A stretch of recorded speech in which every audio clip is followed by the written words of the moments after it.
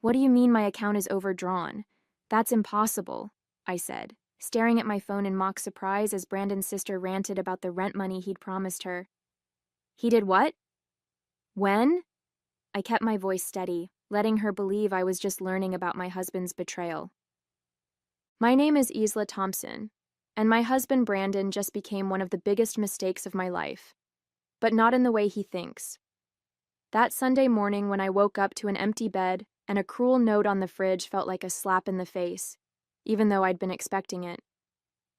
Goodbye. Never loved you anyway. Real classy, Brandon. I'm a forensic accountant in Milwaukee, and I've spent the last 15 years tracking financial fraud for some of the biggest corporations in the Midwest. So when my own husband started showing signs of planning his great escape 3 months ago, let's just say he wasn't exactly dealing with an amateur. The first red flag was when he started asking about our retirement accounts, showing sudden interest in our finances after years of letting me handle everything. Then came the secret phone calls, the unexplained absences, and the way he'd change his computer screen whenever I walked into the room. Classic signs of someone planning to bolt. I'd seen it all before in my line of work. What Brandon never realized was that every suspicious transaction, every hidden purchase, every attempt to quietly move our money, I saw it all. Each step he took to try to rob me blind was documented, photographed, and sent straight to my lawyer. By the time he left that note, thinking he'd pulled off the perfect escape, I had already moved our savings, flagged our accounts, and prepared for every scenario he might try. So when the fraud alerts started flooding my phone that Monday morning, I couldn't help but smile.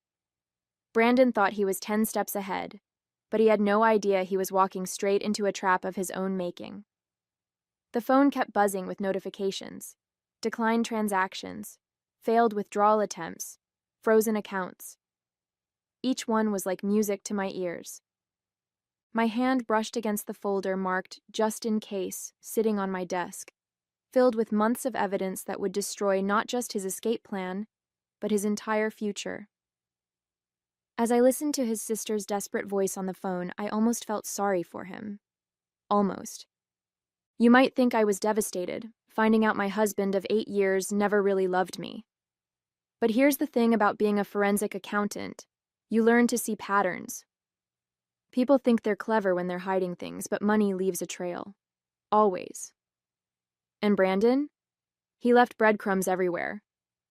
I met Brandon at a charity gala 6 years ago. He was charming, successful, or so he claimed, and seemed to have his life together. He worked as an investment advisor, drove a nice car, and talked about building a future together. I was impressed by his confidence, his ambition. Looking back now, I should have noticed how he always deflected questions about his clients, how vague he was about his past. The first 3 years were good, or at least I thought they were. We bought a beautiful house in the suburbs of Milwaukee, planned exotic vacations, and talked about starting a family. But there were always these little things that didn't quite add up, like how he'd get defensive whenever I asked about his student loans, or how he'd change the subject when I mentioned meeting his old colleagues.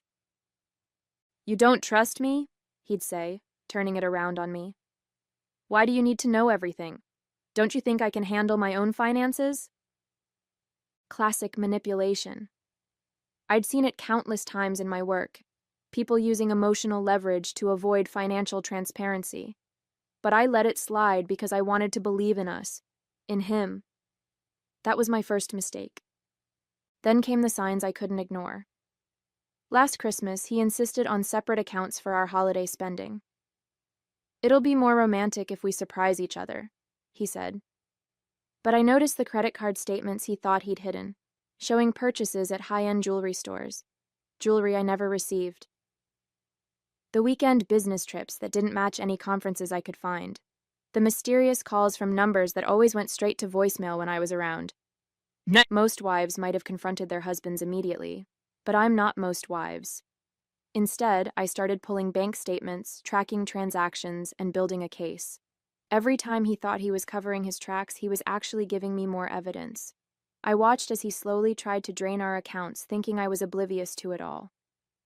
"You're working late again?" he'd ask, feigning concern while I sat at my computer. Just catching up on some cases, I'd reply, not mentioning that the case I was working on was his. The breaking point came 3 weeks ago. I was working late, actually late this time, when my colleague Susan rushed to my desk. Her face was pale, and she was clutching her phone like it might bite her. "Isla, you need to see this," she said, her voice shaking. "I was reviewing the Thompson case files when I found something. It's about Brandon." My stomach dropped as I looked at her screen. There it was, Brandon's name, linked to a series of suspicious transactions we were investigating. Not as a witness or a victim, but as a person of interest. The same patterns I'd been tracking in our personal accounts were showing up in his professional dealings. He wasn't just planning to leave me. He was running from something much bigger. "There's more," Susan whispered, scrolling through the documents. "He's been named in 3 other fraud investigations. Different states, different names, but the same MO. He finds successful women, marries them, then disappears with their money. The last one was in Phoenix, just before he moved to Milwaukee." The pieces started falling into place. The charm, the secrecy, the sudden interest in our finances, it was all part of his pattern. I wasn't his wife, I was his next target. And he had no idea that his latest mark was someone who specialized in catching people exactly like him. That night, I sat in our kitchen until dawn, going through everything with fresh eyes. The loving husband act, the careful manipulation, the way he'd slowly tried to isolate me from my friends and family. It was all so clear now. I found myself laughing, not because it was funny, but because of the sheer irony. He'd picked the wrong woman to con. I spent the next 3 weeks preparing.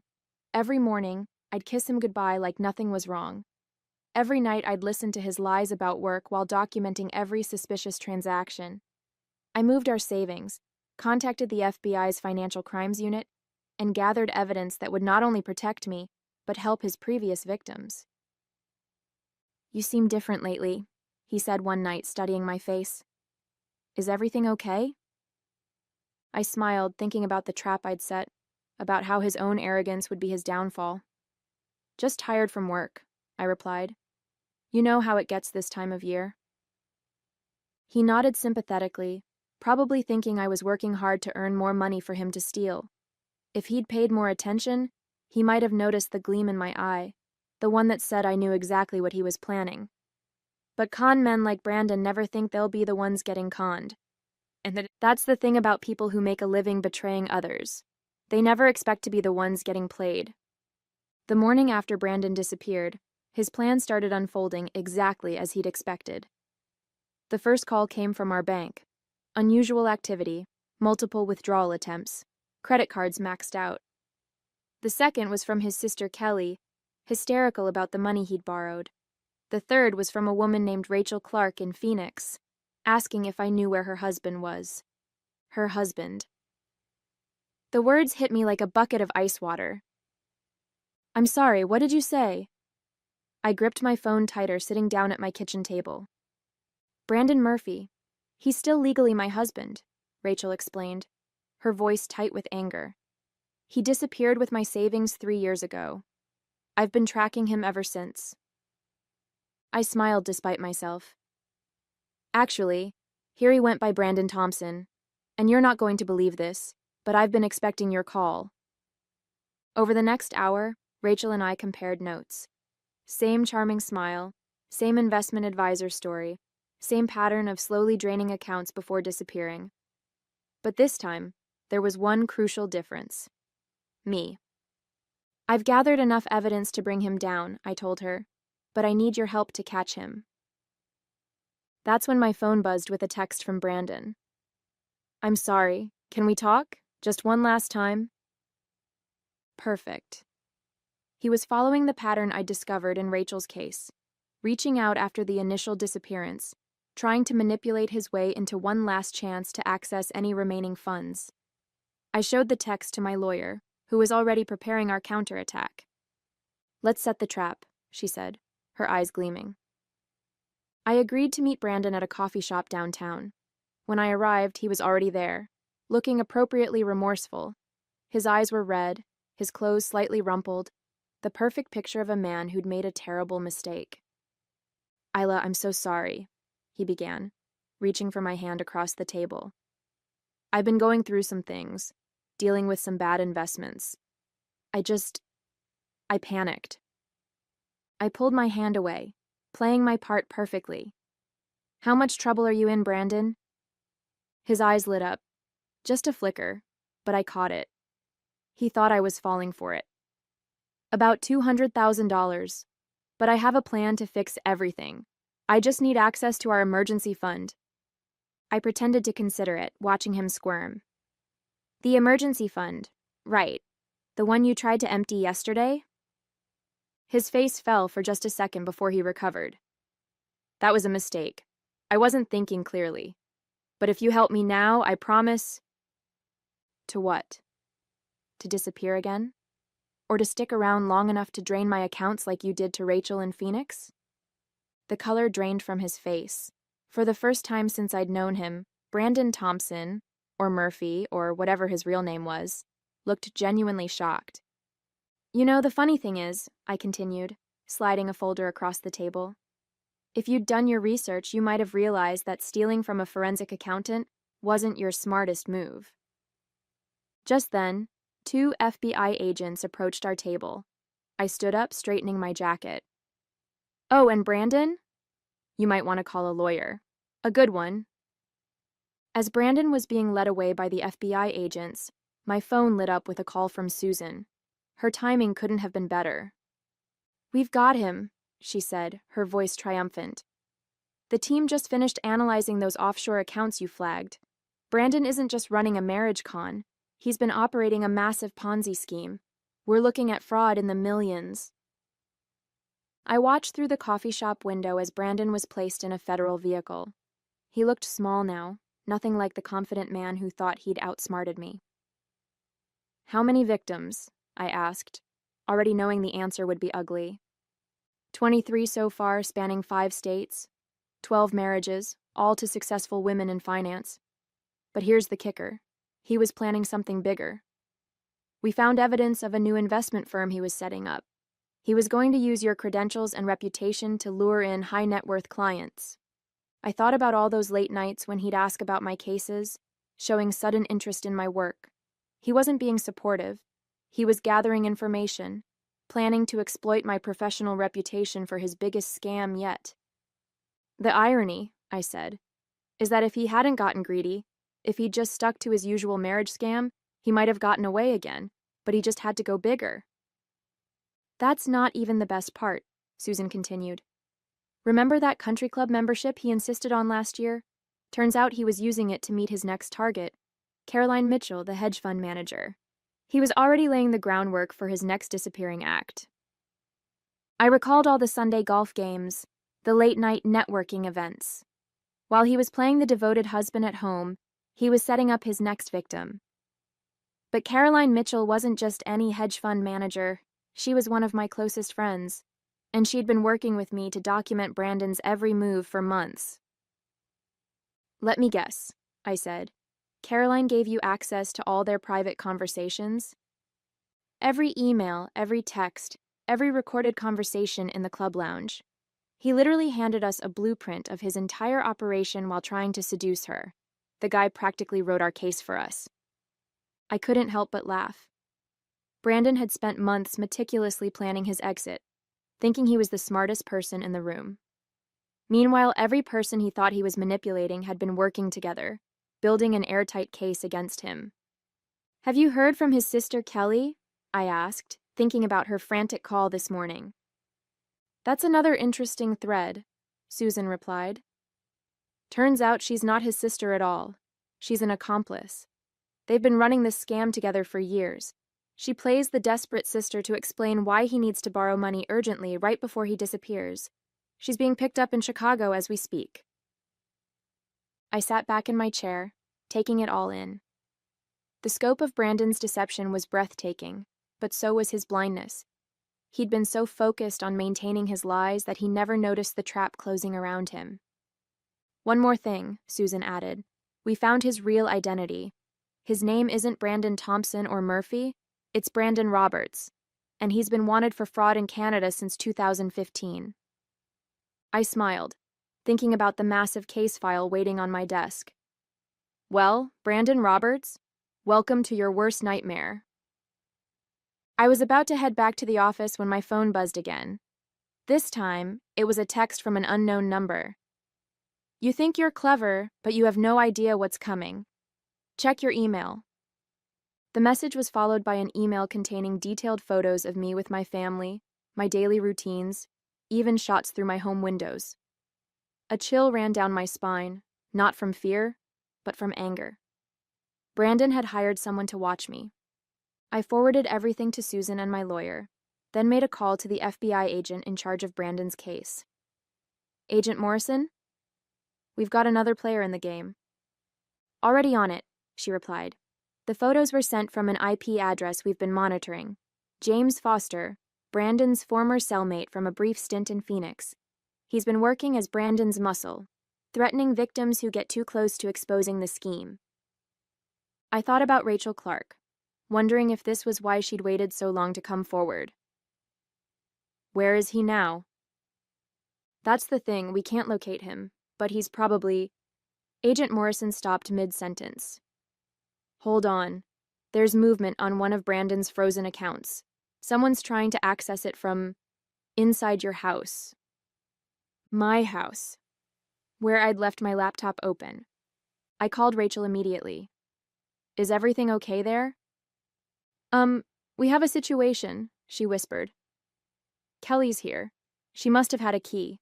She's trying to access Brandon's accounts from your computer. Kelly, the fake sister, who was supposed to be in custody in Chicago. My mind raced through the possibilities. Either she'd escaped or... Rachel, get out of there now. Kelly's not working alone. I heard a crash in the background, followed by Rachel's sharp intake of breath. Too late, Foster's here too. My heart pounded, but my mind remained clear. This was exactly the kind of desperate move I'd anticipated. Rachel, remember what we discussed? It's time. Through the phone, I heard Rachel's calm voice. Hey, Kelly, before you do anything stupid, you might want to look at what's on that screen. I smiled, knowing exactly what they were seeing. Every file, every account, every piece of evidence wasn't just stored on my laptop.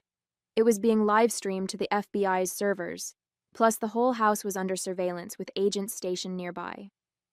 It's over, I heard Rachel say. Look outside. The sound of sirens filled the background as FBI agents swarmed my house. Within minutes, both Kelly and Foster were in custody, and Rachel was safe. I drove home to find Agent Morrison waiting for me. Quite a performance, she said. You knew they'd try something like this?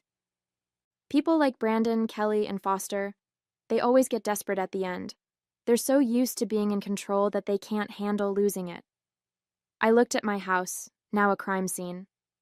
I just had to make them think they had one last chance to win. Well, with this attempted break-in and the threats, we can add witness intimidation and conspiracy charges to their list. Agent Morrison smiled. I'd say your trap worked perfectly. I thought about Brandon sitting in his cell, probably still believing he could talk his way out of this. He had no idea that his desperate final move had just given us everything we needed to ensure he'd never scam anyone again. 2 months later, I sat in the courtroom watching Brandon's world crumble around him. Gone was the confident smile, replaced by a look of utter defeat as the judge read out his sentence. Brandon Roberts, for multiple counts of fraud, identity theft, conspiracy, and witness intimidation, this court sentences you to 25 years in federal prison. I caught his eye as they led him away. For a moment, his mask slipped completely, and I saw the panic beneath. The man who'd written "Never loved you anyway" on a note in my fridge now faced a future where love was the least of his concerns. Kelly and Foster didn't fare much better. Both took plea deals, but they'd still serve significant time. As part of their agreements, they provided evidence against Brandon's entire network, exposing operations in 3 countries. Rachel sat beside me, squeezing my hand as Brandon's victims, my unexpected sisters in survival, stood one by one to share their impact statements. Each woman told a similar story of betrayal, but ended with the same note of triumph. We'd not only gotten justice, we'd gotten our power back. After the sentencing, Agent Morrison approached me with a smile. The Bureau could use someone with your skills. Have you ever considered consulting for us? I thought about all the other Brandons out there, all the scammers who thought they were too clever to get caught. You know what? I think I'd like that. Yeah. As I walked out of the courthouse into the bright Milwaukee sunshine, I felt lighter than I had in years. Brandon thought he'd destroyed me, but he'd only made me stronger. And now I had a new mission, ensuring he would be the last con man to underestimate a woman with a talent for numbers and a mind for justice. 6 months after Brandon's sentencing, I stood at a podium in a packed conference room at the FBI's Financial Crimes Division in Milwaukee. Behind me was a presentation detailing what they now called the Thompson case, though that wasn't his real name or mine anymore. I'd taken back my maiden name, wanting nothing to do with any of Brandon's aliases. The modern con artist doesn't use a gun, I told the room full of agents and analysts. They use trust, manipulation, and technology. But they all leave a trail. You just have to know where to look. The program I'd developed with the FBI was already showing results. 3 major romance scam rings had been busted in the past month alone. Rachel had become one of our most valuable consultants, her experience helping us understand how these predators chose their targets. After the presentation, I checked my phone to find a message from Susan. Another victim of Brandon's had been located in Vancouver. Unlike the rest of us, she'd lost everything: her house, her savings, her business. But this time, we could help her recover what was stolen. The forensic team had finally cracked Brandon's encrypted files, revealing accounts he'd hidden all over the world. I thought about that Sunday morning when I'd found his note, how he'd tried to break me with 5 cruel words. Instead, he'd given me a gift: the chance to help others fight back against people like him. My new apartment overlooked Lake Michigan, and as I sat on my balcony that evening, I smiled at the irony. Brandon had spent his life taking things from strong women, but in the end, he'd inadvertently created something powerful: a network of survivors turned warriors, all dedicated to taking down men like him. Sometimes the best revenge isn't just surviving, it's thriving.